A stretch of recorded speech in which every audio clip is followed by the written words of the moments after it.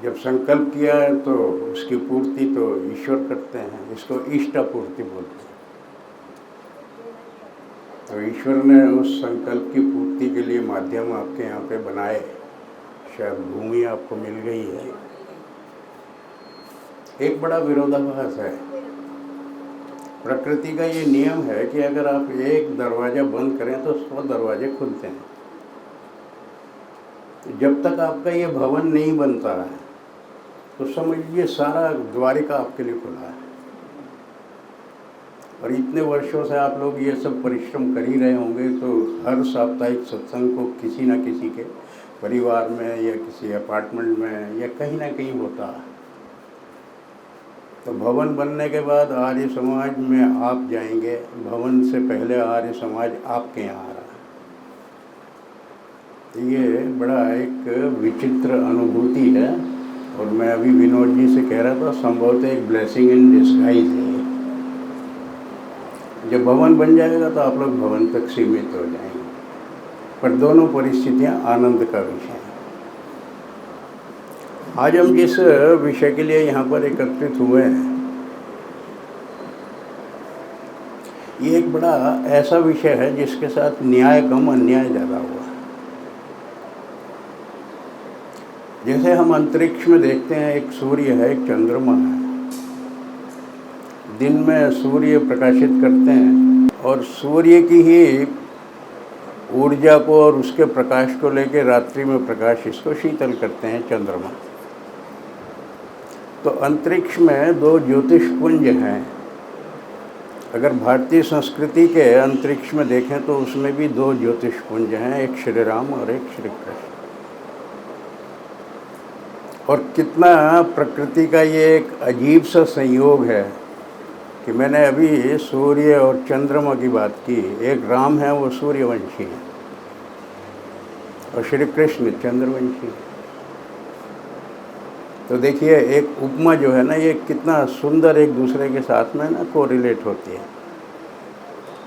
और भी इससे ज़्यादा प्रकृति का जो कौतूहल है, सूर्य वंशी हैं, उनका जन्म श्री राम का ठीक दोपहरी 12 बजे में होता है, और चंद्रवंशी श्री कृष्ण का ठीक रात को 12 बजे होता है। इसका अर्थ ये हुआ कि ईश्वर ने अपनी इच्छा से ऐसे महापुरुषों को इस सृष्टि के उपकार के लिए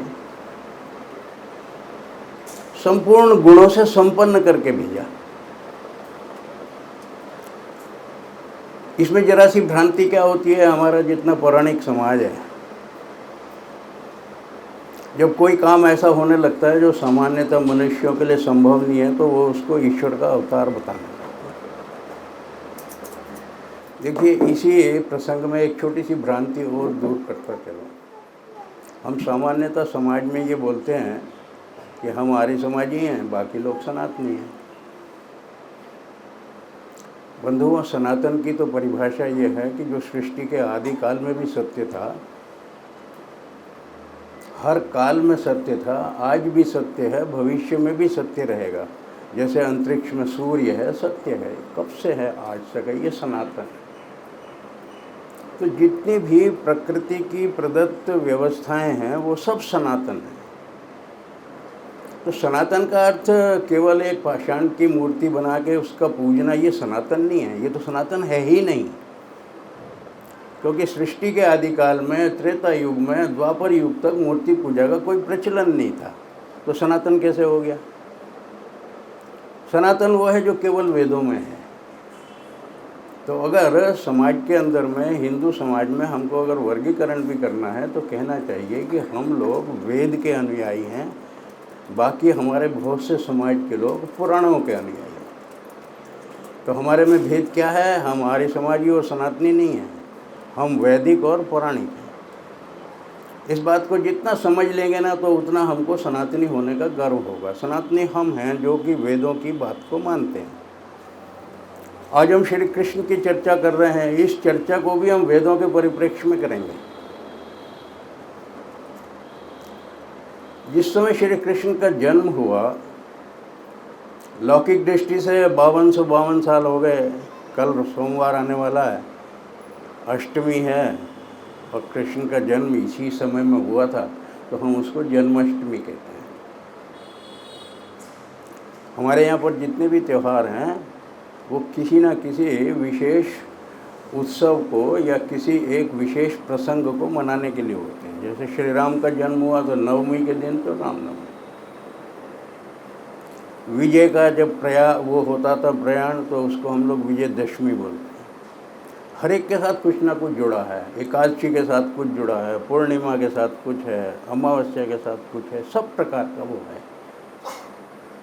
लेकिन हम लोगों ने क्या किया, उन सबको एक ऐसी रूढ़ी बना दिया कि उस रूढ़ी बनाने से जो सही अर्थ है वो तो छिप गया, और जो अर्थ नहीं था, अनर्थ था, वो हमारे सामने आ गया। श्री कृष्ण का जन्म, आप जरा सा ध्यान कीजिए, 1 घंटे की यात्रा हम श्री कृष्ण के साथ करेंगे। सब लोग बिल्कुल दत्तचित्त होकर श्री कृष्ण के सामीप्य को अनुभव कीजिए। जन्म किन परिस्थितियों में श्री कृष्ण का हुआ? कारागार में जन्म हुआ, और केवल कारागार में जन्म ही नहीं हुआ, मृत्यु की छाया सिर पर लटक रही। ऐसा कोई दुनिया में अभागा व्यक्ति शिशु हो सकता है कि जिसको जिस माँ ने जन्म दिया है वो माँ उसको स्तनपान भी नहीं करा पाई? नहीं तो शिशु का पहला अधिकार होता है, और शिशु के लिए सबसे पहला जो आहार होता है वो कौन सा होता है? उसकी माता का दूध होता है। लेकिन एक हम ऐसे महापुरुष की बात कर रहे हैं जिसको जन्म के साथ ही मृत्यु की छाया के अंदर जन्म लिया, और इतना दुर्भाग्य कि जिस माँ ने जन्म दिया उसकी गोद नहीं मिली। दूध की तो बात ही छोड़ दीजिए। इसलिए क्या हुआ, जन्म किसी ने दिया, पाला किसी ने। किन परिस्थितियों में हम उसमें समय नहीं लगाएंगे। कृष्ण के लिए कहते ही हैं कि तू किसको कन्हैया तो किसको कहेगा तू मैया। एक ने तुझको जन्म दिया, एक ने तुझको पाला, तो किसको कहेगा। तो ऐसे महापुरुष का जब हम चर्चा कर रहे हैं तो हमको एक बात समझनी होगी। गीता में एक श्लोक आता है, यदा यदा हि धर्मस्य ग्लानिर्भवति भारत अभ्युत्थानं धर्मस्य तदात्मानं सृजाम्यहम्। अब देखिए, इसका हमारे जो पौराणिक बंधु हैं बड़ी मासूमियत से, इनोसेंस से क्या इसका अर्थ निकालते हैं कि जब जब धर्म की हानि होती है तब तब मैं अवतार लेता हूँ। मैंने आपसे सबसे पहले कहा कि हम लोग वेदों के अनुयायी हैं। आपने लिखा हुआ है पीछे, आइए वेदों की ओर लौटें। ये किसने नारा दिया? महर्षि दयानंद ने दिया। वेद तो कोई महर्षि दयानंद ने थोड़ी लिखे थे, तो के लिखे हुए थे। यदा यदा हि धर्मस्य ग्लानिर्भवति भारत। अब देखिए कितना इसी में छोटा सा एक पेंच है। धर्म की ग्लानि और धर्म की हानि, ये 2 शब्द हैं। धर्म एक रूढ़ी है, एक शब्द है। धर्म कोई व्यक्ति का नाम नहीं है। ग्लानि होती है किसी व्यक्ति के हृदय में। आप और मैं आज जब इतना अनाचार देख रहे हैं, अपने ही इस भारत में ही देख रहे हैं, तो हर सज्जन व्यक्ति के मन में उस धर्म की हानि को देख के एक ग्लानि होती है। तो पहले तो हम यहाँ स्पष्ट करें, यदा यदा हि धर्मस्य ग्लानिर्भवति भारत। ग्लानिर किसके हो रही है? सदाचारियों के हृदय में हो रही है। हानि किसकी हो रही है? धर्म की यहाँ की परिस्थितियों के अनुसार हमको देखने को मिल रही है। तो ईश्वर की व्यवस्था क्या है जो गीता में श्री कृष्ण के मुख से कहलवाई है? अभ्युत्थानम ही धर्मस्य। उस धर्म का जिसकी हानि हो रही है उसका अभ्युत्थान करने के लिए, अभ्युत्थानम ही धर्मस्य तदात्मानम। अब देखिए, तदात्मानम का अर्थ क्या है? जिनकी आत्मा में ग्लानि हो रही थी उन्हीं की आत्मा में, तद का मतलब उनकी, तदात्मानम उनकी आत्मा में, सृजाम्यहम् मैं सृजन लेता हूँ। आत्मा में सृजन क्या लेता है? आत्मा में सृजन व्यक्ति नहीं लेता, विचार लेता है, संकल्प लेता है। मेरी बात समझ रहे हैं? मतलब कितना स्पष्ट था अर्थ, और इसका ऐसा अनर्थ कर दिया गया कि ये बता दिया गया कि स्वयं परमपिता परमेश्वर किसी एक मनुष्य के शरीर में अवतरित होके और सीमित होकर रह गए। जिसको सारी दुनिया चलानी है वो एक शरीर में रह सकता है क्या? बाकी दुनिया कौन चलाएगा? दूसरे दृष्टि से अगर इसको और भी तार्किक दृष्टि से देखें, हम यहाँ पर जितने लोग बैठे हैं, अगर भाई साहब से पूछूं मैं, प्रधान जी से, ये कहेंगे भाई साहब कम से कम 70 व्यक्ति आए थे। व्यक्ति शब्द का अर्थ क्या है? जब ईश्वर अपनी इच्छा की व्यक्ति करते हैं तो एक प्राणी का जन्म होता है। Every new born child is another will of God. विवाह हुए वर्षों हो जाते हैं, संतान नहीं होती। ईश्वर कृपा करते हैं, एक प्राणी जो है वो गर्भ में आ जाता है। इसका मतलब क्या हुआ? जितने हम यहाँ बैठे हैं, आप और मैं, और जितने भी दुनिया के अंदर में प्राणी हैं, मनुष्यों की बात हम विशेष रूप से कर रहे हैं, बाकी प्राणियों की नहीं कर रहे हैं। हर मनुष्य ईश्वर की इच्छा की अभिव्यक्ति के परिणाम स्वरूप जन्म लिया। तो हम सब व्यक्ति कहलाते हैं। क्या व्यक्ति है? ईश्वर की इच्छा की व्यक्ति। इसका अर्थ यह है कि हम जितने भी प्राणी हैं दिव्य प्राणी हैं। और दिव्य प्राणी होने का प्रमाण क्या है? अगर किसी एक व्यक्ति को आप कृतिकार को कुछ बनाने के लिए दें, तो अगर वो 10 बनाएगा तो 10 की 10 एक आकृति होगी। और ईश्वर ने हमको अरबों और खरबों की संख्या में बनाया, कोई 2 व्यक्तियों का चेहरा मिलता है? कितना अनुपम कृति है। इसका मतलब क्या हुआ कि हम सबकी एक यूनिक आईडी है। जैसे मेरे मोबाइल का नंबर ऐसा है जो दुनिया में और किसी के पास नहीं, एक ही है। तो हम लोग पहले तो गर्व का अनुभव करें कि ईश्वर ने हमको इच्छा व्यक्त करके एक प्राणी के रूप में जन्म दिया, और वो भी कर्मानुसार, मेरे उसके फल के अनुसार जो व्यवस्था थी वैसा ही मुझे परिवेश दिया, वैसा मुझे परिवार दिया, वैसी मेरी शिक्षा दी, वैसी मेरी बुद्धि दी, वैसा मेरा शरीर दिया, जैसा जैसा कर्मानुसार। वो बोलते हैं ना कि दाता के दरबार में हर बंदे का खाता। हमारे सबका खाता किस बात का खुला हुआ है? हमारे कर्म का।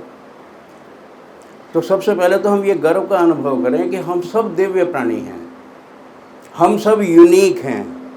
ईश्वर की इच्छा की व्यक्ति के परिणाम स्वरूप हमने जन्म लिया है।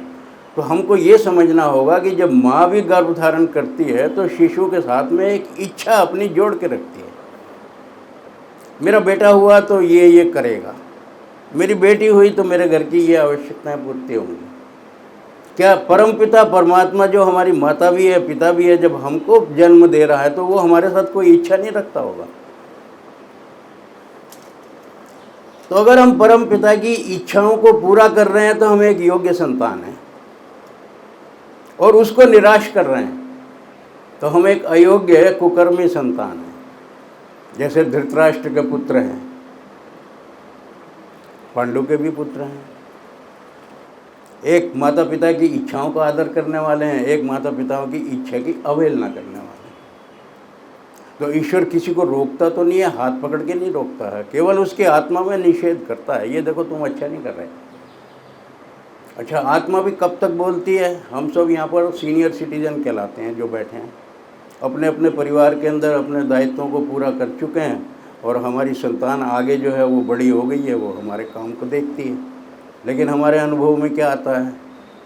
हमारे एक स्वभाव होता है कि हर अर्जुन अपने अभिमन्यु को मरने नहीं देता। हम भी यही चाहते हैं कि मेरे घर में जो मेरी संतान है वो मेरी सुने या ना सुने, लेकिन मेरी इच्छा ये रहती है कि मेरे होते किसी भी प्रकार का इसका अनिष्ट ना हो। इसलिए मैं भरसक ये प्रयास करता हूँ कि इसको कोई भी ऐसा निर्णय ये ना ले जो इसके लिए कल्याणकारी ना हो। तो क्या होता है, बिना मांगी सलाह भी देता हूँ। बिना मांगी सलाह है वो सुनी भी जाती है, नहीं भी सुनी जाती। कब तक मैं बोलता हूँ? जब तक मेरी कोई सुनता है। और जिस क्षण मुझे लगता है कि अब कोई सुनता ही नहीं है, बहू सुन नहीं रही है, बेटा सुन नहीं रहा है, पोता पोती भी अब अवहेलना कर रहे हैं, तो मैं क्या करता हूँ? मैं चुप हो जाता हूँ। बस ईश्वर का भी यही एक तरीका है। हर व्यक्ति को उसकी आत्मा के अंदर में वो प्रकाशित करता है, देखो जो तुम ये कर रहे हो ये गलत है, ये तुम कर रहे हो बहुत अच्छा है। जब तक वो उसको सुनता रहता है तो ईश्वर प्रेरणा करता रहता है, और जिस क्षण उसको लगने लगता है कि ये तो सुनता ही नहीं है, वो प्रेरणा भी बंद कर देता है। कर्म करना हम ही को है। अब यहाँ पे श्री कृष्ण के जन्म से इन सब चीज़ों को हम लोग घटित करेंगे, जितनी मैंने छोटे मोटे उदाहरण आपको बताए। श्री कृष्ण का जन्म जिन परिस्थितियों में हुआ, जाके कहाँ पले हैं, नंद बाबा के यहाँ। पहले तो ये ध्यान कीजिए कि श्री कृष्ण जो हैं वो किसी ग्वाले के पुत्र नहीं हैं, वो एक राजपुत्र हैं। वसुदेव राजा थे, राजपुत्र हैं, नेतृत्व का गुण लेके पैदा हुए हैं। हमारे यहाँ जो वर्ण व्यवस्था है वो साधारण बात नहीं है, और वर्ण व्यवस्था में भी छोटा सा स्पष्टीकरण दे रहा हूँ। हम जिस वर्ण में जन्म लेते हैं वो हमारा कुल होता है। ब्राह्मण माता पिता हैं, उसके यहाँ संतान होगी तो ब्राह्मण कुल की है, लेकिन वो करने वाली क्या है, वो उसका जो आचरण होगा, उसका जो व्यवहार होगा, उसके हिसाब से उसका वर्ण होगा। ये नहीं है कि ब्राह्मण के यहाँ जन्म लिया तो ब्राह्मण ही कहलाएगा। ये आज हो रही है विकृति, जिसको जाति कह दिया। जाति तो मनुष्य जाति होती है, जाति सिर्फ योनिगत होती है। शेर की एक जाति है, कुत्ते की अलग जाति है, मनुष्य की एक जाति है। सारी दुनिया के मनुष्यों की एक ही जाति है, उनके विभिन्न वर्ण हैं। आज इतना बिगाड़ किया हुआ है, इतना बिगाड़ किया हुआ है कि यही पता नहीं लगता कि दाल में कंकड़ है कि कंकड़ में दाल है। कहाँ तक चुनेंगे आप?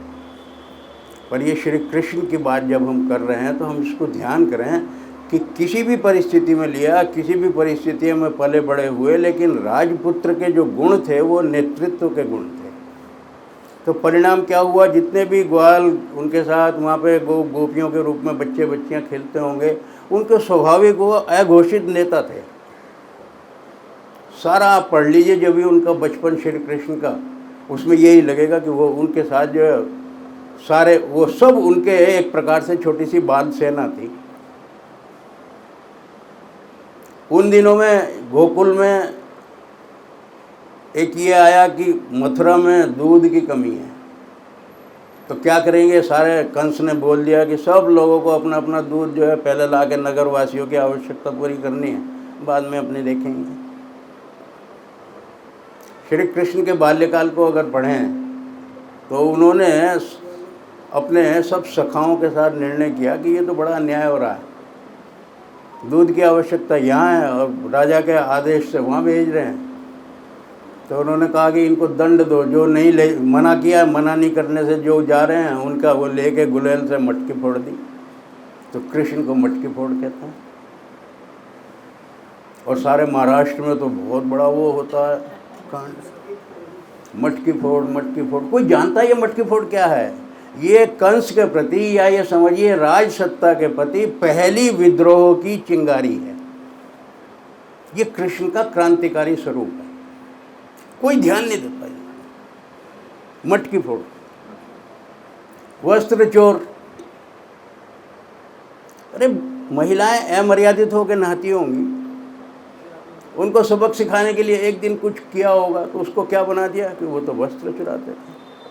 एक तरफ हम उनको योगेश्वर श्री कृष्ण कह रहे हैं और एक तरफ ये ऐसे ऐसे लांछन लगा रहे हैं। कृष्ण को ये तो पता लग गया कि तू जिसको मारना चाहता था कहीं ना कहीं वो जीवित है, क्योंकि ये घटनाएं गोकुल में ऐसी हो रही हैं जो अप्रत्याशित हैं।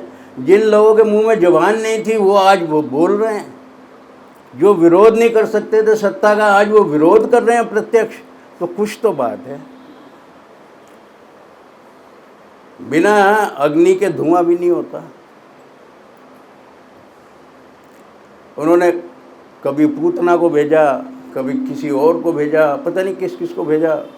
कृष्ण बचपन में ही इतने पुष्ट हो गए और उनके भाई बलराम कि वो जो भी आता था उसको मार लेते थे। कालिया नाग की चर्चा करते हैं लोग और बड़ा उनको फन के ऊपर नाचता हुआ दिखाते हैं। ये अलंकारिक प्रयोग है। आप किसी भी विषम परिस्थिति का अगर समाधान करके और उस विषम परिस्थिति में भी नृत्य करने का सामर्थ्य रखते हो तो समझो कालिया नाग पे नृत्य कर रहे हो। हमारे यहाँ सबसे बड़ा बिगाड़ क्या हुआ है, हमारे पुराणों में और वेदों में एक अंतर है। मान लीजिए मैं आपको 1 लाख कोई एक बड़ी सुंदर पुस्तक दूं और उस पुस्तक को पढ़ते पढ़ते बड़े रुचिकर आपको लगे, तो उसमें बहुत से प्रसंग होंगे, तो कोई एक आपका अगर ग्राफिक डिज़ाइनर बच्चा होगा तो आप उसको कहेंगे इसके अंदर में जहाँ जहाँ भी ऐसे प्रसंग हैं तुम ऐसा करो, इसके कुछ ग्राफिक्स बनाओ। तो कहीं भी वो ये दिखाएगा कि 2 व्यक्तियों में युद्ध हुआ, कहीं तो वो व्यक्तियों से हमको चेहरे का मतलब नहीं है, लेकिन एक ग्राफिक वो बच्चा डिज़ाइनर बना देगा और उसके अंदर 2 व्यक्तियों को युद्ध करता दिखा देगा। उस प्रसंग के बीच में किताब में उस फोटो में वो डाल दिया जाएगा। हमारी जितनी भी इस प्रकार की घटनाएं हुई हैं, ऐसे ग्राफिक बनाए गए हैं, उन ग्राफिक को जब पुस्तकों में डाल के रोचक बना दिया गया तो वो हमारे पुराणों की रचना हो गई। बात उसी को कहना है, लेकिन बड़े सुंदर ढंग से इलस्ट्रेटिव करके और उसको एक बढ़िया मैगजीन बना के देना है तो पुराण की रचना हो गई। पुराण का आरंभ भी होता है तो पुराणकार वेदों का वो करके करता है, क्योंकि सारे ज्ञान का आधार तो वेद है। वेद का अर्थ है ज्ञान, और इसलिए जो व्यक्ति वेद को या किसी भी ज्ञान को जानता है उसको विद्वान कहते हैं। अभी आपने मेरे परिचय में ये शब्द बोला होगा, क्यों? विद्वान का मतलब ये थोड़ी कि मैं सारे वेदों का ज्ञाता हूँ। अरे विद्वान का मतलब है मुझे थोड़ा भी वेदों के दिया हुए ज्ञान का थोड़ा सा भी अंश मेरे पास है तो मैं विद्वान हूँ। कोई भी बात को जानता है तो भाषाविद है। इन शब्दों को जब तक हम इनके मूल अर्थों को नहीं समझेंगे तो हम लोग जो है ना ये ऐसे ही भंवर में लटकते रहेंगे। तो श्री कृष्ण ने पर्याप्त प्रकृति की पाठशाला में रह के अपने शरीर को इतना पुष्ट कर लिया कि 12 वर्ष की जब आयु हुई उनकी, उस समय कंस ने उनको बुला भेजा, और दोनों भाई जो हैं उनके हाथ में कोई शस्त्र थोड़े ही हैं। कंस के दरबार में चले गए। कंस को जब ये लगता रहा बार बार चेतावनी आ रही है, मैं उन सारे प्रसंगों में इसलिए समय नहीं लगा रहा हूँ कि वो खाली मनोरंजन के विषय हैं। 1 घंटे में मुझे यात्रा पूरी करनी है, तो इसलिए छोटे छोटे स्टेशनों पर गाड़ी नहीं रुकेगी, बड़े स्टेशनों पर रोकेंगे हम। 12 वर्ष की आयु के अंदर में उनको निमंत्रण आता है राज दरबार से कि तुम लोग आओ। इनको तो नहीं मालूम है हमको क्यों बुलाया जा रहा है, ना इनको ये मालूम है कि कंस कौन है।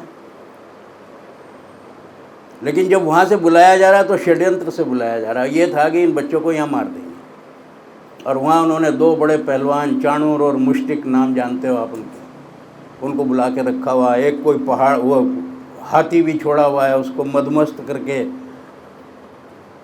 कूलिया पीड़ उसका नाम है। ये दोनों जब गए तो कंस के दरबार तक तो पहुँचे नहीं है, उससे पहले तो कूलिया पीड़ का मर्दन कर दिया। राज दरबार में गए, ये ऐसे कैसे बच्चे हैं, हम तो इनको बच्चे समझ रहे हैं, हाथी को मार दिया। इसका मतलब कुछ ज़्यादा है मामला, जितना हम सोच रहे हैं उससे ज़्यादा है। फिर वो पहलवान आए, उन पहलवानों को मार दिया। इतना देखते ही कंस को लगा ये तो मामला गड़बड़ है। वो भागने लगा तो कुछ उछल के उन्होंने कंस पर हमला किया, और हमला करने के साथ में कंस को परमात्मा के पास भेज दिया। अब आप यहाँ पर देखिए, क्रांति का सबसे पहला जो आपको एक उदाहरण देखने को मिलता है, बिना किसी शस्त्र के, बिना किसी सैन्य बल के, केवल 1-to-1 फाइट के अंदर में एक आतताई राजा का वध कर देना, इससे बड़ा क्रांतिकारी कदम क्या हो सकता है? आप लोग इन चीज़ों की गंभीरता को देखने का प्रयास कीजिए। कल को आपको मंदिरों के अंदर में श्री कृष्ण के रोचक स्वरूप बहुत मिलेंगे। कहीं मक्खन चुरा रहे हैं, कहीं कपड़े चुरा रहे हैं, कहीं ये कर रहे हैं, कहीं वो कर रहे हैं। ये कौन काम कर रहे हैं? जो मुरलीधर कृष्ण है। हम किसकी बात कर रहे हैं? हम चक्रधर कृष्ण की बात कर रहे हैं। तो चक्रधर में और मुरलीधर में अंतर होता है। मुरलीधर से हमको केवल एक रोचक स्वरूप दिखाई देता है, और चक्रधर वो होता है जो अन्याय का मर्दन करके न्याय को स्थापित करता है। तो सबसे पहले तो हम लोग अपने उस नायक के ना सही चित्रण को करने का सामर्थ्य लें कि हम बात किसकी करने जा रहे हैं। अब यहाँ पर एक सबसे गंभीर प्रश्न जो आता है, जैसे ही उन्होंने कंस का वध किया, उनको पता लग गया ये मेरे मामा हैं। उनको ये भी सारा इतिहास पता लग गया कि मेरे नाना नानी जीवित हैं, उग्रसेन महाराज। उनको बंदी बना के ये राजा बने हुए हैं। तो बिना किसी रक्तपात के, बिना किसी ब्लड शेड के एक इतनी बड़ी क्रांति हो गई कि कंस तो मारा गया और उन्होंने अपने ही नाना जी को राजगद्दी पर प्रतिष्ठित कर दिया। अभी आप ये देखिए, ये चरित्र की विशेषता, बाल ग्वाल से आया है, गोपियों के बीच में रहने वाला, पुष्ट भी हो गया है, 12 साल का बड़ा स्वस्थ भी हो गया, लेकिन आज भी मन में कोई इस प्रकार का लालच नहीं है कि ये राज्य मिल गया तो इस राज्य को मैं भोगूं। किसको दे दिया? नाना को। ये श्री राम ने भी किया। बाली को मारा तो राज्य नहीं लिया, सुग्रीव को दे दिया। लंका को भी विजय करी तो विभीषण को दे दिया। कहीं श्री राम ने किसी के राज्य को हस्तगत करने का प्रयास किया? तो हमारे यहाँ जो मंत्र बोलते हैं, ईशावास्यमिदं सर्वम यत्किंच जगत्याम जगत, इसका तो आप सबको मालूम है कि ईशा का वास जो है कण कण में है। पर अगली जो बात है, तेन त्यक्तेन भुंजिथा मा गृधः कस्य स्विद्धनम, उसका भोग करो, उपभोग करो, क्योंकि तुम्हारे लिए बनाया है, लेकिन सम्यक रूप से करो। पर मा गृधः कस्य स्विद्धनम, किसी के धन पे जरा सी भी इच्छा ना रखो। कृष्ण के जीवन में हमको दिख रहा, राज्य को नाना को दे दिया। अब एक बड़ा जो गंभीर प्रश्न है वो आप लोगों के लिए छोड़ रहा हूँ। 12 वर्ष की आयु में गोकुल से बलराम और वहाँ पर गए हैं जब मथुरा में, इतिहास साक्षी है कि वो वापस लौट के गोकुल कभी नहीं आए। तो आप लोग मुझे बताइए अपने हृदय पर हाथ रख के कि रासलीलाएँ कब की होंगी? अभी तो किशोर अवस्था भी नहीं आई है, तरुणावस्था की तो बात ही छोड़ दीजिए। क्या 12 वर्ष के किशोर के मन में इस तरह की वासनाएं होती हैं जिनको हमको चित्रण किया जाता है कि गोपियों के साथ में रासलीला हो रही है? और अगर रासलीला का भी सही वर्णन करना है तो अभी आगे प्रसंग आएगा, लेकिन अभी प्रसंगवश बता रहा हूँ कि भगवान कृष्ण जो हैं वो अर्जुन के सारथी हैं। उस रथ के अंदर कोई एक घोड़ा तो था नहीं, कई घोड़े थे। गिनती तो मेरे पास भी नहीं है, आपके पास हो तो जरूर ले लेना। हर घोड़े की 2 रास होती हैं। तो इसका मतलब यह है सारथी के हाथ में इतनी रास तो थी, और उस रथ को कहाँ ले जाना है उस रास से लीला ही तो करते होंगे वो, क्यों प्रधान जी? तो कृष्ण की रासलीला वहाँ महाभारत के युद्ध में देखते हैं हम या गोकुल में देखते हैं? हमको तर्क करने की जरूरत नहीं है, किसी से बहस करने की जरूरत नहीं है, लेकिन हर व्यक्ति को भगवान ने बुद्धि दी है, उसको सोचने के लिए मटेरियल दीजिए और बाध्य कीजिए कि आप इस पर विचार कीजिए। तो जितने लोग हमारे श्री कृष्ण की रासलीला के अंदर में ही डूबे रहते हैं, समाज के अंदर एक ऐसा वर्ग है जो गोकुल से बाहर निकलने नहीं देता है। आप और मैं ऐसे वर्ग हैं कि जो 12 साल के बाद गोकुल में उनको आने नहीं देते हैं। बस यहीं पर सबसे बड़ा अंतर है। और जिस दिन इस अंतर को समझ जाएंगे बंधुओं, तो हमको कृष्ण का वास्तविक अर्थ समझ में आ जाए। कृष्ण कहते हैं जो आकृष्ट करता है, जिसमें आकर्षण है, जिसमें चुंबक वृत्ति है, वो कृष्ण है। और कृष्ण का एक एक जीवन का जो हमको वो मिलता है प्रसंग, वो हमको आकर्षित करता है। तो पहला मैंने आपको जो बताने का प्रयास किया, 2 मैंने कृष्ण के चरित्र के वो बताए हैं विशेषताएं, कि उस व्यक्ति की शिक्षा दीक्षा की कोई व्यवस्था नहीं हुई, लेकिन उसने उस 12 वर्ष का प्रकृति की पाठशाला में शरीर को स्वस्थ करने में उपयोग किया। क्रांति का बीज उनके अंदर था, नेतृत्व के लक्षण उनके अंदर थे, राजपुत्र होने के नाते, इसलिए किसी भी परिस्थितियों में रहे हों अपने मूल चरित्र को उन्होंने नहीं छोड़ा। और उस करने के बाद में जब वो 12 साल के बाद चले गए तो नाना जी ने देखा कि इन बच्चों की तो शिक्षा दीक्षा की व्यवस्था नहीं है, तो उनको संदीपनी ऋषि के उज्जैन में आश्रम में पढ़ने के लिए भेज दिया। वहाँ उनकी शिक्षा हुई है।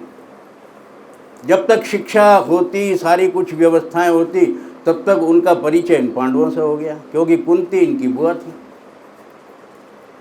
पांडव मारे मारे फिर रहे हैं। क्यों मारे मारे फिर रहे हैं जी? बड़े बलशाली है, बड़े शौरवीर है, सब कुछ है, लेकिन क्या है कि वो दुर्योधन का सामना नहीं कर पाते, छोटी छोटी बातों की वजह से परेशान है, राज छोड़ के फिर रहे हैं। तो कृष्ण को कष्ट हुआ। कैसे कौरव वंशी हैं? देखिए, वंशी जो है ना, दोनों ही कौरव वंशी हैं, दोनों कुरुवंशी हैं, क्योंकि पांडु जो हैं वो भी तो कुरु महाराज के पुत्र हैं और धृतराष्ट्र भी उनके ही पुत्र हैं। बस हमारे यहाँ एक प्रचलन हो गया कि हम उनको धृतराष्ट्र के पुत्रों को कौरव कहते हैं, इनको पांडव कहते हैं वास्तव में सभी कौरव, क्योंकि कुरु वंश है और कुरु वंश के जो हैं वो एक पांडु के पुत्र हैं तो पांडव हो गए। और जब आप कोई चर्चा करने लगते हैं तो वर्गीकरण करने के लिए कुछ तो नाम करते ही है ना। घर में भी बच्चों का नाम धोलू कालू ऐसा कर देते हैं ना, इसलिए कि ज़रा अलग अलग दिखाई दे, पता लग जाए। तो इन छोटी छोटी बातों से हमको समझने का प्रयास होना चाहिए कि हम किस प्रकार से महाभारत का सारे का विश्लेषण करें। अब हमारे सामने दो प्रश्न आते हैं और ये प्रश्न भी बड़ा गंभीर है। आप लोग ये समझेंगे कि ये आर्य समाजी है इसलिए बोल रहा है। अगर ऐसा आप बोलेंगे तो स्वयं के साथ अन्याय करेंगे, मेरे साथ नहीं। आर्य समाजी होने का मतलब कोई बात के अंदर में विवाद खड़ा करना नहीं है। आर्य समाजी होने का केवल इतना ही अर्थ है कि ऋषि दयानंद की कृपा से विषयों को सही ढंग से समझ के उसका आकलन करने की सामर्थ्य मुझको ऋषि दयानंद ने दी है, बस इतना ही मैं आर्य समाजी हूँ। और एक बात और भी स्पष्ट कर दूँ, आर्य समाजी होने का मतलब आर्य नहीं होता है बंधु। आप बच्चे को अपने अगर स्कूल में जाके दाखिल करते हैं तो सारे ही बच्चे पीएचडी करके नहीं निकलते हैं। कोई छठी में छोड़ देता है, कोई 10वीं में छोड़ देता है, कोई 12वीं में छोड़ देता है। तो जो वास्तव में पीएचडी करके निकलने की सामर्थ्य रखता है, आर्य केवल वही होगा आप में और मुझ में। बाकी तो हम आर्य समाज जैसी पाठशाला में पढ़ रहे हैं। कितने आर्य बनेंगे ये तो हमको नहीं मालूम। हाँ, निरंतर हम आर्य बनने का प्रयास कर रहे हैं। तो जिस दिन हम में वो गुण आ जाएंगे, आर्य जो है ये एक विशेषण होता है, एडजेक्टिव होता है, और हम हिंदू जाति के हैं ये हमारी संज्ञा है। तो हिंदू जब हिंदुत्व के उन गुणों को जो मानवता के गुण होने चाहिए वो अपने अंदर अगर ला पाए तो वो आर्यत्व होता है। तो हम लोग इस बात का भी समझने का प्रयास करें, हिंदू क्या होता है, आर्य क्या होता है। आर्य विशेषण होता है जिसके लिए हम प्रयास करते हैं। जैसे डॉक्टर प्रयास करता है, जब उसको वो कर लेता है एमबीबीएस तो उसको डॉक्टर की उपाधि मिलती है। इंजीनियरिंग कर लेता है तो उसको इंजीनियर की उपाधि मिलती है। आर्किटेक्चर कर लेता है तो आर्क लिखता है। तो ऐसे हम में से कोई व्यक्ति, जैसे मैं भी दम्भ रखता हूँ, मैं अपने नाम के पहले आर्य लिखता हूँ क्योंकि मुझे ये भ्रम हो गया कि मैं आर्य हो गया हूँ। लेकिन आर्य समाजी का मतलब आर्य होना नहीं है। अभी तो पता ही नहीं कौन सी क्लास में है। अब यहाँ पर जब बात आती है, आप त्रेता युग में श्री राम के समय को देखिए, हर व्यक्ति अपने को एक दूसरे से जब संबोधित करता है तो आर्य पुत्र कह के करता है। उस समय क्या आर्य समाज थी? आर्य तो हमारी पहचान है। हम गिरते चले गए, गिरते गिरते हिंदू हो गए, क्योंकि आर्यवत्य छूटता चला गया, कोई तो नाम आएगा। नाम भी किसने दिया? औरों ने दिया। सिंधु के पार हम रहते हैं इसलिए उन्होंने कह दिया ये हिंदू हैं। हमारा अपना नाम भी नहीं है, लेकिन जो भी है आज मेरा ये नाम है, मेरा प्रचलित नाम है। अगर मेरे घर में मुझे पप्पू कहते हैं तो बड़ी उम्र तक भी पप्पू पप्पू कहते रहते हैं, पर इसका मतलब मेरा मूल नाम तो नहीं है। हम सबको ये गर्व होना चाहिए, हम आर्यों की संतान हैं, हम श्री राम के वंशज हैं, श्री कृष्ण के वंशज हैं और उनके वंशज हैं। तो इसलिए आर्य तो हम जन्मजात हैं। हमारे गुण हैं या नहीं ये हमारी अपनी जो है कमी हो सकती है या हमारी योग्यता हो सकती है। अब श्री कृष्ण की शिक्षा दीक्षा की व्यवस्था जब हो रही है, पांडवों से उनका परिचय हो रहा है, तब उनको ये समझ में आया कि ये शूरवीर तो हैं लेकिन मूर्ख भी बहुत हैं। अब उनकी मूर्खता का और या उनके समझिए अकर्मण्यता का प्रमाण एक छोटे से उदाहरण से देखिए आप। 12 वर्ष का इनको वनवास हुआ पांडवों को, श्री राम को 14 वर्ष का वनवास हुआ। वनवास की कोई ये शर्तें थी कि अब अयोध्या को छोड़ के इसके बाद में अब वहाँ तक जाना, दंडकारण्य तक, किष्किंधा तक? किसने कहा था? अरे अयोध्या के जो नरेश हैं, उनका अवध का जो राज्य है, उससे कहीं बाहर निकल के एक अपनी कुटिया बना के 14 साल निकाल देते तो कौन पूछने वाला था? श्री राम ऐसे नहीं, उनको तो वनवास मिला ही योजना के अनुसार था, लिया भी उन्होंने योजना के अनुसार था कि ये राजपाट का झगड़ा छोड़ो, ये तो भाई भरत संभाल लेगा। मैं तो अपने राज्य के अंदर में सुदूर जहाँ तक आर्यावर्त फैला हुआ है, जितनी भी उसके अंदर में इसी प्रकार की विषमताएं हैं, असुरों की छावनियाँ हैं। असुरों की छावनियाँ किसकी हैं? वो रावण के स्लीपर सेल्स थे। जैसे आज पाकिस्तान के स्लीपर सेल आपके घर घर में, हर मोहल्ले में हैं। तो श्री राम ने उस 14 वर्ष का उपयोग क्या किया?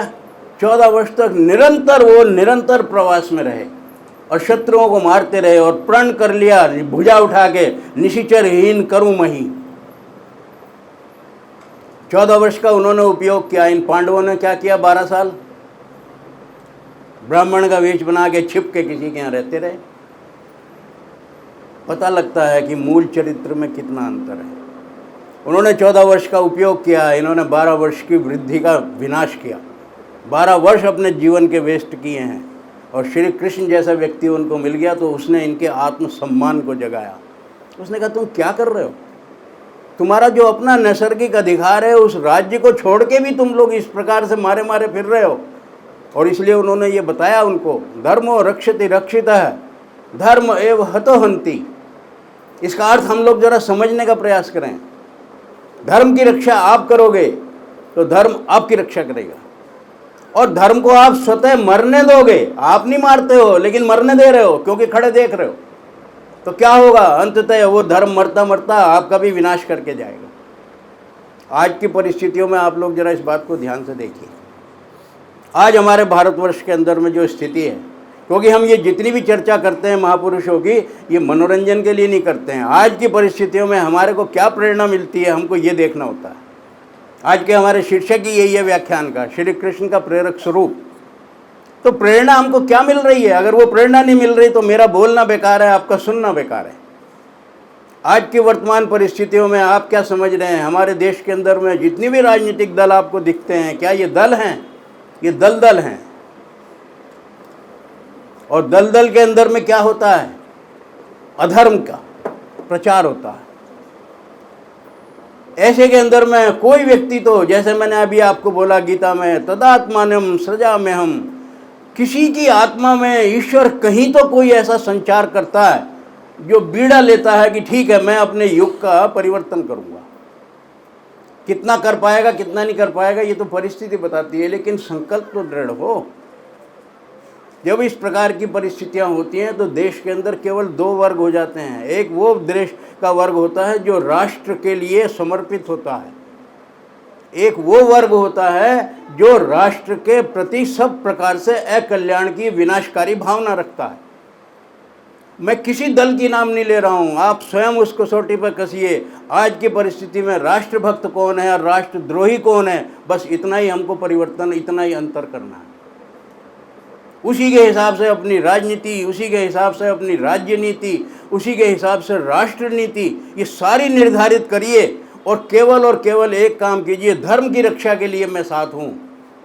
और श्री कृष्ण ने क्या कहा? धर्मो रक्षति रक्षित है। देखिए बड़ा मुख्य विषय जो है ना आपके सामने आने वाला है। मैंने आपको अभी केवल कृष्ण के 2 चरित्र बताए हैं कि उनको किसी भी प्रकार से किसी के धन का लालच नहीं है। वो समय का उपयोग जानते हैं, इसलिए उन्होंने अपने जीवन के जो बाल्यकाल के 12 वर्ष हैं उसका उपयोग किया। और तीसरा जो भ्रम है कि जो रास लीला आप लोगों ने अपने हृदय से इसको मिटा दीजिए कि श्री कृष्ण ने बचपन में गोपियों के साथ कोई रास लीला नहीं की। और अब मैं जो एक प्रश्न कह रहा हूँ उसको बहुत गंभीरता से आप लोग चिंतन कीजिए। श्री कृष्ण के साथ में जितने भी कृष्ण के मंदिर हैं, किस महिला को खड़ा किया हुआ है? आप बताएं। राधा का श्री कृष्ण के साथ क्या संबंध है? क्या उनकी पत्नी है? बेटा आप बताओ। जब श्री राम के साथ किसकी मूर्ति होती है? सीता जी की, वो उनकी पत्नी है। और श्री कृष्ण की पत्नी रुक्मणी थी। तो राधा का श्री कृष्ण के साथ क्या नैसर्गिक संबंध क्या है? अगर उसको आज की भाषा में कहें तो गर्लफ्रेंड कह सकते हो। क्या किसी भी व्यक्ति की प्रतिमा उसकी गर्लफ्रेंड के साथ में क्या किसी प्रकार की गरिमा रखती है? विचार करें हम। और केवल मैं ये नहीं कह रहा हूँ, इसके लिए प्रमाण दे रहा आपको। और किसी भी धर्माचार्य से पूछिएगा, जिस श्रीमद् भागवत की बात हम करते हैं जिसमें सारे कृष्ण का चरित्र जुड़ा हुआ है, किसी से पूछिएगा उसमें राधा नाम की कोई महिला का वर्णन है ही नहीं, काल्पनिक। एक राधा का वर्णन आता है जो महाभारत में आता है। यशोदा के भाई थे एक रायण, उनकी पत्नी का नाम जो था वो राधा था। संयोग से किसी का भी हो सकता है। मामी है वो कृष्ण की, और मामी होने के नाते बच्चे के साथ में प्यार भी रखती होगी। एक माँ का प्यार और एक प्रणय, कितना अंतर होता है। तो राधा का संबंध वात्सल्य का तो हो सकता है क्योंकि मामी थी, और कोई राधा थी ही नहीं। और ये मैं आप लोगों से केवल इसलिए नहीं कह रहा हूँ कि मेरी बात सुन के आप शांत हो जाइएगा। अगर आप मेरी बात सुन के चुप हो गए और आपने उसकी जानकारी नहीं ली तो अंधविश्वास किया आपने, ये भी ठीक नहीं किया। आप किसी भी धर्माचार्य से पूछिए, बड़ी विनम्रता से पूछिए कि महाराज ये जितनी भी बात बताइए, बस ये बताइए कि श्रीमद् भागवत में कहीं राधा नाम की कोई महिला की चर्चा है क्या? आप देखना उनके चेहरे का रंग उतर जाएगा। है ही नहीं, झूठ क्यों बोलेंगे, वो धर्माचार्य हैं। लेकिन अब जो चल रही है उस चलने में आप बह रहे हैं, वो चल रहे हैं। कितना बड़ा अनर्थ कर रहे हैं हम। बेटा तू समझ रही है मेरी बात? अब मैं ये ऐसे प्रश्न छोड़ के जा रहा हूं आप लोगों के सामने जिन प्रश्नों से आप सारा जीवन आंदोलित होते रहेंगे कि आज तक हम किस भ्रम में पड़े थे। तो राधा का विषय मैंने आपको स्पष्ट कर दिया। अब महाभारत में चलते हैं। देखिए श्री कृष्ण का जो वास्तविक स्वरूप हमको मिलता है वो महाभारत में मिलता है, और उसके लिए मैं कुछ छोटे आपके लिए थोड़े से नोट्स लाया हूँ, और उस नोट्स के आधार पर आपको अपनी बात बताने का प्रयास करूँगा। सबसे पहले ये लोग हम समझें कि ये महाभारत का युद्ध जो हुआ ये बिना श्री कृष्ण के प्रेरणा के और उनके सहयोग के नहीं हुआ। पांडवों में ये सामर्थ्य नहीं थी, क्योंकि वो इतने डरपोक और इतने भीरू और इतने कायर थे। और जिनको हम धर्मराज युधिष्ठिर कहते हैं, उन धर्मराज युधिष्ठिर ने एक बार जुए में हारा और सब कुछ उनको वापस मिल गया, ताऊ जी ने दे दिया। फिर शकुनी की चाल से फिर आ गए तो फिर जुआ खेल लिया। हम इनको धर्मराज की संज्ञा तो दे रहे हैं बंधुओं, लेकिन अगर धर्मराज की कसौटी पे कहें तो क्या धर्म की ये परिभाषा है? और फिर उन्होंने कितना अधर्म किया, पत्नी को दांव पे लगा। आप लोग ये सुनने के आदी हैं कि पांडवों की द्रौपदी के 5 पति थे। कितने लोग आप में से ऐसे हैं जो इसका विश्वास करते हैं? कोई तो होगा ऐसा शूरवीर जो हाथ उठा के कहे हाँ जी मैं जानता हूँ 5 ही थे। आप लोगों ने तो अदम पैरवी में ही खारिज कर दिया केस। महाभारत के अंदर स्पष्ट है कि जैसे ही अर्जुन ने शरसंधान किया, मछली का वो किया, तो उसी समय राजा द्रुपद ने कहा कि ये मैं जानता नहीं कौन है व्यक्ति ये, लेकिन बड़े तेजस्वी है, इन्होंने मेरी शर्त पूरी की है, मेरे हिसाब से मैं अपनी पुत्री इनको देता हूँ। उसी समय अर्जुन ने कहा कि मेरे ये ज्येष्ठ भ्राता हैं, अभी तो हमारा किसी का भी विवाह नहीं हुआ है, ये मर्यादा हमारे परिवार की होनी चाहिए कि मेरे पहले ज्येष्ठ भ्राता का विवाह हो। उसके बाद पूछताछ शुरू हुई कि भाई ये अज्ञातवास में है, कौन है ये, ब्राह्मण वेश में। धीरे धीरे पता लगा क्षत्रियों के गुण हैं। तब उन्होंने युधिष्ठिर ने द्रुपद को सारा परिचय दिया, हम महाराज पांडु के पुत्र हैं और इस प्रकार से इन परिस्थितियों में घूम रहे हैं। तब द्रुपद को लगा कि ये तो मेरे समकक्ष हैं, क्षत्रिय हैं और इतने शौर्य वाले हैं, इसका प्रमाण दे दिया। तो तभी उसी समय ये निश्चय हुआ कि ठीक है हम इनके साथ में ये युधिष्ठिर के साथ में इनका विवाह करेंगे। हम लोग कहानी क्या सुनते हैं, घर गए हैं, माँ से कह रहे हैं माँ देखो हम क्या लाए, उन्होंने कहा नहीं बांट के खा लो। अरे मूर्खता की भी कोई सीमा होती है। पत्नी कोई खाने की चीज होती है कि बांट के खा लो, और माँ ऐसी मूर्ख हो सकती है? क्षत्राणी है वो, बिना देखे हुए कह देगी कुछ भी बांट के खा लो। और ये ऐसे पुत्र होंगे कि बांट के खा लेंगे? हम कब इस मूर्खता से बाहर निकलेंगे? एक ही पत्नी एक की है, वो केवल एक की है। और जिस समय महाभारत के अंदर में उसका निर्वस्त्र किया जा रहा है दरबार में, उस समय की घटना का आप लोग स्मरण कीजिए। आज का जो कृष्ण का चरित्र है, हम इसी के साथ में इसका वर्णन करने वाले हैं। हम ये समझते हैं कि केवल एक द्रौपदी का चीरहरण हुआ, इसलिए श्री कृष्ण ने इस सारे महाभारत का योजना की। ये बहुत बड़ी हमारी भूल है। श्री कृष्ण ने नारी जाति के अपमान का बदला लेने के लिए उस समय इन पांडवों को भी सब प्रकार का दंड भोगने के लिए बाध्य किया। और जितने विधर्मी थे, जिन्होंने उस नारी के चीर के हाथ भी लगाया, उनका समूल नष्ट कर दिया। आज हमारे यहाँ क्या स्थिति हो रही है, जब किसी महिला के साथ हो उसका नाम देते हैं निर्भया। निर्भयाओं की लाइन लगा रहे हैं, शेखी समझ रहे हैं, उनके सामने मोमबत्तियां जला रहे हैं। आज हमारा हिंदू समाज इतना निस्तेज हो गया कि जो अपनी इस प्रकार की अभिशप्त नारी है, उस नारी के सम्मान में जो अपमान हुआ है उससे विचलित नहीं होता है, बस एक मोमबत्ती दिखा के उसको अपने कर्तव्य की पूर्ति मानता है। और फिर श्री कृष्ण का हम जन्म मना रहे हैं। श्री कृष्ण ने कहा कि नारी के अपमान को देश अगर सहता है तो समझ लीजिए उस देश के अंदर नपुंसक और कायरों का जन्म होगा। तो उन्होंने कहा ये पांडवों ने इतना बड़ा घोर अपराध किया है, राज्य तो इनको मिलना है। ये जो महाभारत का युद्ध हुआ है बंधुओं, पांडवों के लिए तो ये राज्य का युद्ध था, श्री कृष्ण के लिए वो राष्ट्र का युद्ध था। इस अंतर को जिस दिन हम समझेंगे तब हमको समझ में आएगा कि पांडवों में और श्री कृष्ण में आधारभूत अंतर क्या है।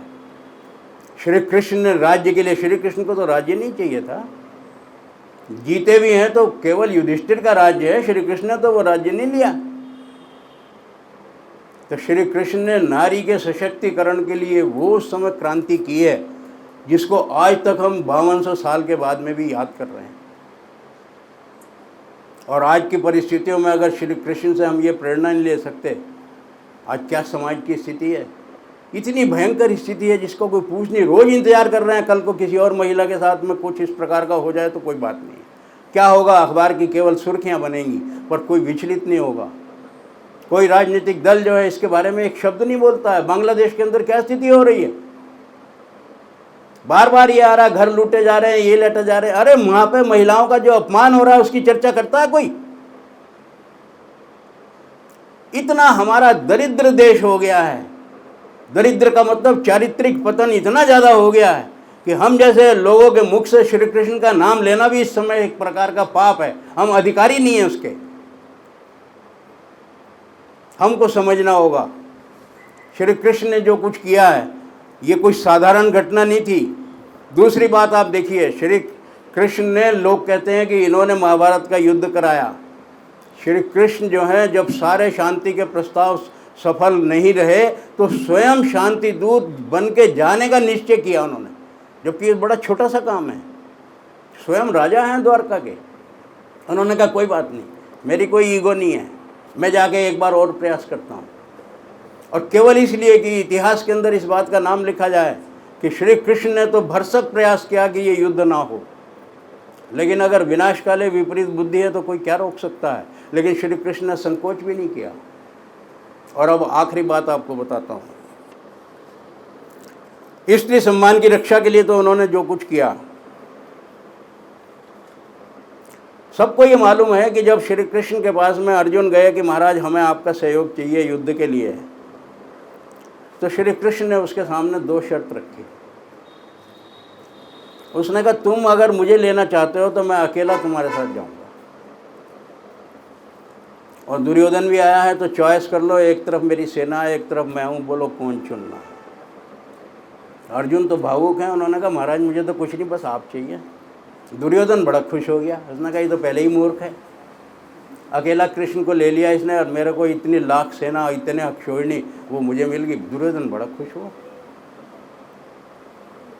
एक व्यक्ति ने एक को चुना और दूसरा व्यक्ति अक्षौहिणी सेना को चुन रहा।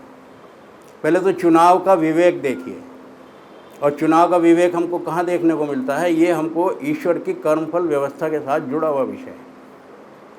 मैं आपको कृष्ण के जीवन के हर बात को ना ईश्वरीय व्यवस्था के साथ जोड़ के बताने का प्रयास कर रहा हूँ। श्री कृष्ण ने ये कहा अर्जुन से कि ठीक है मैं तुम्हारे साथ ही रहूँगा, सब प्रकार की योजनाएं बनाऊँगा, लेकिन मैं शस्त्र नहीं उठाऊँगा। और अंत तक सबको मालूम है कि केवल एक आध परिस्थिति आई जब भीष्म पितामह ने अपनी मर्यादा तोड़ी तो श्री कृष्ण ने भी मर्यादा तोड़ के चक्र उठा के उनकी ओर दौड़े। और जैसे ही भीष्म ने कहा अरे कृष्ण मैं तो ये देखना चाह रहा था तुझे कि तू अपनी मर्यादा छोड़ता है कि तोड़ता है। उसने कहा महाराज जब आपने छोड़ दी तो मुझे छोड़नी थी। इसका अर्थ क्या है, हम सब लोग अपनी व्यक्तिगत मर्यादाओं से बंधे हुए हैं जिस प्रकार से भीष्म पितामह थे। सारा अनर्थ देख रहे हैं, लेकिन महाभारत के अंदर में उसी हस्तिनापुर के साथ चिपके हुए हैं। क्यों कह रहे हैं कि मैंने ये प्रण लिया हुआ है कि धृतराष्ट्र जो है, ये पुत्र जो है, ये देखता नहीं है, नेत्रहीन है, इसलिए मैं हस्तिनापुर राज्य की रक्षा के लिए यहाँ बंधा हुआ हूँ। एक व्यक्तिगत मर्यादा के लिए उन्होंने संपूर्ण वंश का विनाश करा दिया। और महाभारत में उनका अंत क्या हुआ, भीष्म का हुआ, आप देखिए। इतनी कष्टकारी मृत्यु मिली है उनको। क्यों मिली है? क्योंकि उन्होंने अधर्म का साथ दिया, धर्म जानते हुए। उसके विपरीत जरा देखिए रामायण में जटायु की परिभाषा। जटायु को आप लोग पक्षी मानते होंगे, ये आज का विषय नहीं है, इसलिए कभी फिर चर्चा करेंगे। पक्षी का मतलब जो किसी का पक्ष ले। आप मेरी बात का पक्ष ले रहे हैं तो आप मेरे पक्षी हैं, अब उसका विरोध कर रहे हैं तो विपक्षी हैं। हम लोगों ने क्या बना दिया, उसको एक पक्षी बना दिया। पर प्रश्न यहाँ पे क्या है, जटायु के पास सामर्थ्य नहीं होते हुए भी रावण के साथ प्रतिकार करके अपने प्राण दे दिए, श्री राम की गोद मिली। और भीष्म जैसा जिस व्यक्ति का नाम सुनते ही ऐसी बड़ी भारी व्यक्तित्व आता है, उस व्यक्तित्व का विनाश किस प्रकार से हुआ, शर की शैया पे। क्योंकि उन्होंने धर्म को मरने दिया। धर्म एव हतो हंति, उन्होंने धर्म को मरने दिया, धर्म ने उनको मार दिया। श्री कृष्ण क्या कर रहे हैं, भीष्म को बता रहे हैं, महाराज ये युद्ध मैंने नहीं लड़ा है। किसने लड़ा है? ये तो आप इनसे पूछिए पांडवों से, मैंने कभी शस्त्र उठाया? ये जो बात मैंने शुरू में आपको कही थी, परमात्मा हमारे लिए आत्मा के अंदर में प्रेरणा करते हैं। कर्म करने की स्वतंत्रता हमको दे के भेजी हुई है, क्योंकि कर्म का फल हमको ही भोगना है। श्री कृष्ण ने भी बिल्कुल परमात्मा के अनुरूप सारे पांडवों को सब प्रकार की प्रेरणाएं दी हैं, सब प्रकार का युद्ध कौशल सिखाया है, योजनाएं बनाई हैं। शस्त्र नहीं उठाया, लड़ना तो तुमको होगा। ईश्वर ने हमको भी यही कह के भेजा है कि इस कर्म क्षेत्र के अंदर में अपना युद्ध आपको स्वयं करना होगा, विवेक मैं दूंगा। कृष्ण की भूमिका है। इस कृष्ण की भूमिका को हम लोग स्मरण करें। और अंत में एक बात आपको बता के अपनी वाणी को विराम दूंगा। विषय इतना लंबा है कि आप मेरे से 72 घंटे तक भी बुलवाएं तो मैं बोल सकता हूँ। बस पानी का गिलास मेरे पास हो तो मुझे कोई समस्या नहीं है। आप में सुनने का धैर्य हो, मेरे पास ईश्वर ने सामर्थ्य दी है। एक हमारे यहाँ पर कहावत है, नेशंस नेवर डाई। हमारा भी तो ये देश है ना, आर्यवर्त था, आज क्या स्थिति हो गई है। तो क्या कह रहा है वो, नेशंस नेवर डाई, दे किल देमसेल्व्स। खुद अपने को मारते हैं। आज हमारे देश के साथ ये स्थिति है। हम श्री राम के वंशज, हम श्री कृष्ण के वंशज आज किस भयंकर परिस्थितियों में हैं। हमसे अच्छा तो इजराइल है, छोटा सा देश, सबकी नाक में दम किया हुआ है। कहने को 57 मुस्लिम देश हैं, किसी की हिम्मत है जो इजराइल के सामने आ जाए? ईरान भी थोड़ा सा भौंक के रह गया, कुछ नहीं पता। यह है आत्मिक बल, यह है धर्म निष्ठा, यह है सामने लक्ष्य की निष्ठा। इसलिए कहा गया है नेशंस नेवर डाई। और इसलिए मानवता जो हमको ईश्वर ने मनुष्य बना के भेजा है, हमारा लक्ष्य किसी को डराना नहीं है, लेकिन इतना जरूर है कि हम भी ना डरें और कोई हमको डराने का प्रयास भी ना। तो बंधुओं, ये जो द्रौपदी चीरहरण की घटना है, इसने महाभारत को जन्म दिया। और आज जो रोज़ द्रौपदियों के चीरहरण हो रहे हैं, आज भी स्थिति ये हो रही है कि केवल मोमबत्ती का चरित्र हम लोगों का रह गया। हम इससे बाहर निकल के आएँ और हमको ये प्रेरणा मिलती है कि जब धर्म की रक्षा के लिए कोई भी उपाय अपनाया जाए, वो धर्म की श्रेणी में आता है। इसको मैं स्पष्ट कर दूं, जो कि ये बात फिर समझ में नहीं आएगी। भीष्म को मारा गया किस प्रकार की युक्ति से, द्रोणाचार्य को मारा गया किस युक्ति से, कर्ण का वध हुआ किस युक्ति से।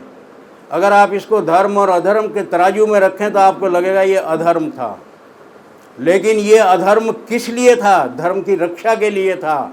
इसलिए गीता के अनुसार धर्मो रक्षति रक्षितः है।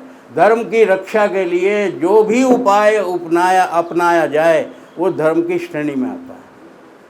एक सैनिक के पास में लोडेड रिवॉल्वर है, लोडेड उसकी वो है राइफल, अगर वो वहाँ पर है, सेना का वहाँ पर सीमा पर खड़ा है और रात को वो प्रहरा दे रहा है और उसको कहीं आवाज़ भी आती है उसको ये आदेश है कि आवाज़ पे ही गोली चला दे, क्योंकि शत्रु को मरने की संभावना है। वहाँ पर उसका वो धर्म है। और वही अगर घर पे छुट्टी पे आया हुआ हो और अपनी वो लाइसेंस रिवॉल्वर को लेके आया हुआ हो, अपने पड़ोसी से झगड़ा हो जाए, क्या मारने का अधिकार है? वो अधर्म है, परिस्थिति जन्य होता है। धर्म मेरी परिस्थितियों के अनुसार होता है, धर्म मेरे वर्ण के अनुसार होता है। मुझको कब किस काम को करना है, ये मेरे को धर्म की परिभाषा आनी चाहिए।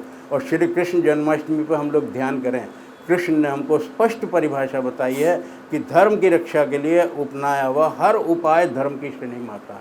इसलिए बंधुओं, आज से अपना जो भी आपको राष्ट्रवादी शक्तियाँ देश के अंदर लगती हों, उनको तराजू पर रखने की आदत छोड़ दीजिए। हम लोगों की आदत है, बड़े बुद्धिमान हैं हम, छोटी छोटी बातनाओं में घटनाओं को तराजू पर रखते हैं। अरे ये भी वही कर रहे हैं, पहले वाले भी ऐसे ही कर रहे थे। अरे पहले वाले देश का विनाश करने के लिए कर रहे थे, ये देश की रक्षा करने के लिए कर रहे हैं। अंतर है, आपका चश्मा ठीक नहीं है। जिस दिन हमको ये सब ज्ञान हो जाएगा, ये देश दोबारा विश्व गुरु बन जाएगा, इसमें कोई समस्या के कारण नहीं है। ओम।